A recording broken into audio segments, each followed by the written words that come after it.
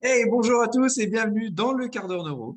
Cette semaine, on va aller du côté vraiment de la neuro pour optimiser et comment surtout programmer les exercices qui vont être plutôt high perf ou plutôt rehab dans l'entraînement.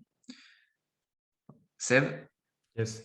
Ben, en fait, ça fait suite par rapport à un dernier post que j'avais fait sur Instagram, où justement, on avait vu un mec qui faisait un test d'extension du bras. Et en fait, j'avais fait deux stimulations neurosensorielles, entre guillemets. Et une fois, il augmentait en amplitude, une fois, il baissait. Une fois, il augmentait, une fois, il baissait. Et en fait, j'avais répété la séquence 5-6 fois. Et à chaque fois, ça matchait, ça me se mettait à chaque fois en haute perf et en réhab.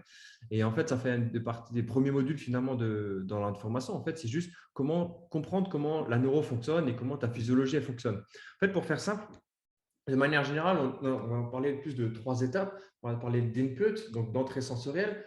En deuxième étape, d'interprétation et de prise de décision. Et en troisième étape, vraiment l'output, et c'est ce qu'on mesure un petit peu tous les jours. À savoir que, par exemple, en l'occurrence, le post que j'ai fait, le post Instagram, c'était un test biomécanique d'extension de bras qui finalement reste un output, comme, comme n'importe quoi, rotation interne de l'épaule, comme un saut, comme un sprint, ça reste un output.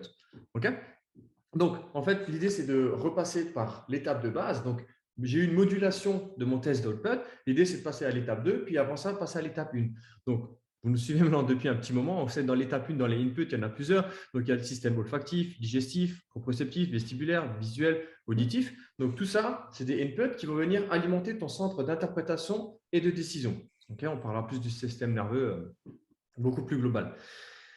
Donc, il y a deux parties, on va dire le cerveau ancien et le cerveau nouveau. Dans le cerveau ancien, donc, il y a certaines parties du cerveau, on ne va pas forcément tout développer là, et dans le cerveau nouveau, c'est d'autres parties.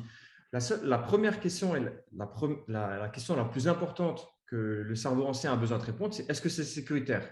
Oui, non. En fonction de ça, l'information va aller à ton cerveau nouveau qui va lui mettre l'output, donc le mouvement, la performance, tout ce que tu veux. Okay, et en fonction de c'est sécuritaire ou c'est pas sécuritaire, il va adapter cette réponse-là.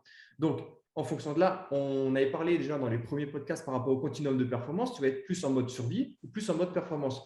En mode survie, ça va être quoi? Ça va être des douleurs, une augmentation de la fatigue, une baisse de performance, diminution de la santé endocrinienne, de la santé immunitaire, etc., etc.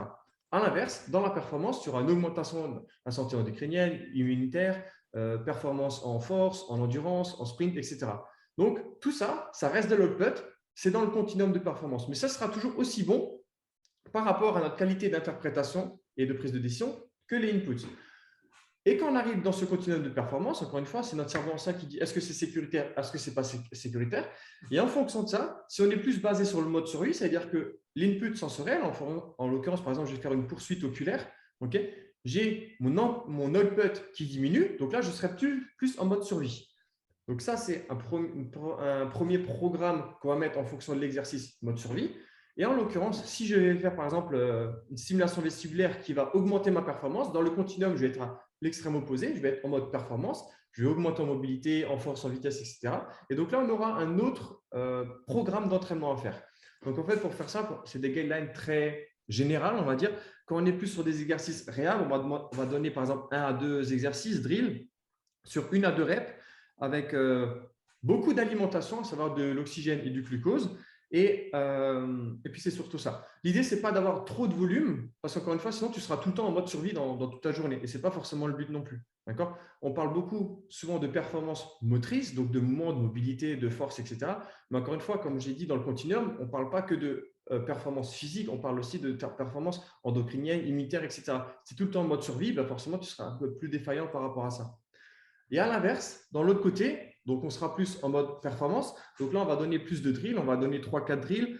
On va faire 1 à 3 fois par jour. Et là, on va plus le placer en tant que RNP postural et performance que tu peux placer en échauffement ou en fillers. À l'inverse, les exercices, on va dire réel, tu ne vas pas les mettre en fillers ou en échauffement parce que finalement, ça te diminue la performance. Donc voilà, en fait, ce qu'il faut comprendre à travers ça, c'est juste que tu regardes comment ton système nerveux fonctionne, input, interprétation, output.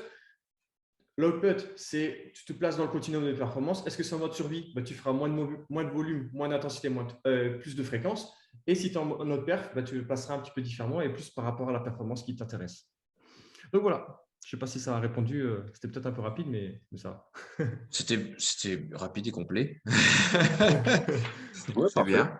Ouais. Voilà, mais c'est vrai que ça parle peu aux gens parce que des fois, ils détectent un exercice haute perf ou réhab et ne savent pas trop après quoi en faire. En fait, dis-toi juste que si tu es réhab, c'est à un moment donné que par rapport à cette question, l'ancien cerveau te dit est-ce que c'est sécuritaire? Oui, non. Si non, c'est pas sécuritaire, c'est entre guillemets dangereux pour lui. Donc, il va essayer de mettre des mécanismes de protection.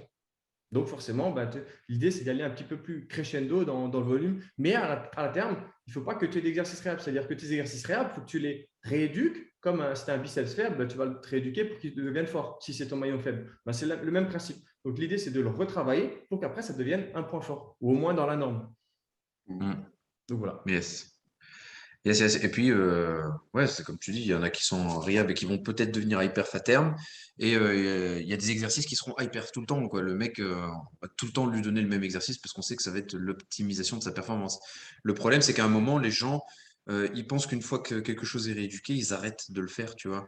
Alors qu'il faut entretenir, c'est comme, ouais, tu fais du sport, tu arrêtes de faire du sport, tu deviens gras dans ton canapé. Il faut continuer à faire du sport si tu veux t'entretenir. Ben, en fin de compte, la motricité, la neuro, le mouvement, c'est tout le temps la même chose, quoi. Il faut un minimum entretenir. Sauf que ça prend beaucoup moins de temps à entretenir une fois que tu es un peu pré-optimisé, à contrario de s'il n'y a rien qui va, quoi. Ta neuroplasticité, elle travaille, que ce soit Mm. dans un sens ou dans l'autre. C'est-à-dire que si tu fais quelque chose, la neuroplasticité se met en place pour progresser. Tu fais rien, la neuroplasticité se met en place pour justement régresser. Elle s'en fout que tu fasses quelque chose de bien ou de pas bien. Elle est là et puis c'est tout.